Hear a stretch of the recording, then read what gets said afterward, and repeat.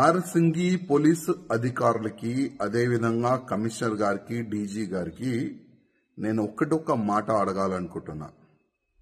Johnny భాషా మాస్టర్ని ఎప్పుడు అరెస్ట్ చేస్తారు?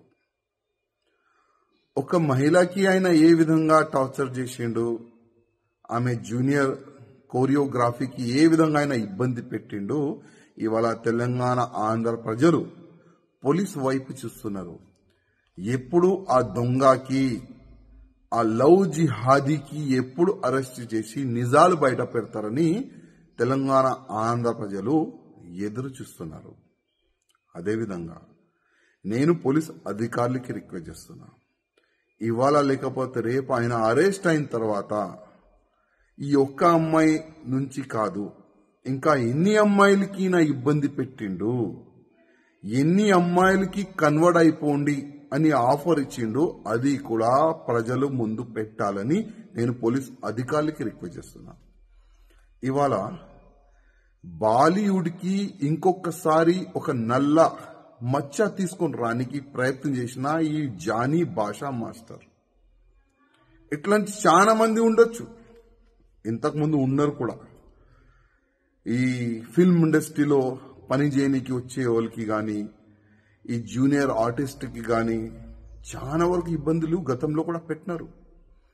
కానీ నేను బాలీవుడ్ ప్యానల్కి, బాలీవుడ్ ఇండస్ట్రీ అధికారులకి మరీ రిక్వెస్ట్ చేస్తున్నా, కొద్దిగా మన బాలీవుడ్ని క్లీన్ చేయడానికి కొద్దిగా మీరు ఇష్టిక్ ఉండాలి. ఇట్లాంటి ఎవరైనా మహిళలకి ఇబ్బంది పెడితే, కన్వర్ట్ గురించి ఆఫర్లు ఇస్తే ఇంకొకసారి బాలీవుడ్లో అయినా కాలు పెట్టకూడదు. ఆ విధంగా మీరు ఒక చట్టం తీసుకొని రాండని నేను బాలీవుడ్ ప్యానల్కి నేను రిక్వెస్ట్ చేస్తున్నా. ఎందుకంటే ఇవాళ చాలా వరకు ప్రజలు హీరో హీరోయిన్ చూసి వాళ్ళకి ఫాలో అవుతారు, చాలా వరకు ఫ్యాన్స్ ఉంటారు. కానీ ఇట్లాంటి కొంతమంది వల్ల మొత్తం బాలీవుడ్కే చెడ్డ పేరు వస్తుంది. అందుకోసం నేను బాలీవుడ్ ప్యానల్కి రిక్వెస్ట్ చేస్తున్నా, కొద్దిగా మీరు స్టిక్గా యాక్షన్ కూడా తీసుకోవాలని నేను రిక్వెస్ట్ చేస్తున్నా. అదేవిధంగా పోలీస్ అధికారులకి రిక్వెస్ట్ చేస్తున్నా, ఈ జానీ మాస్టర్ ఒకవేళ దొరికితే మీరు ఇంట్రకేషన్ చేయాలి. ప్రేమ ఇంట్రకేషన్ కాదండి.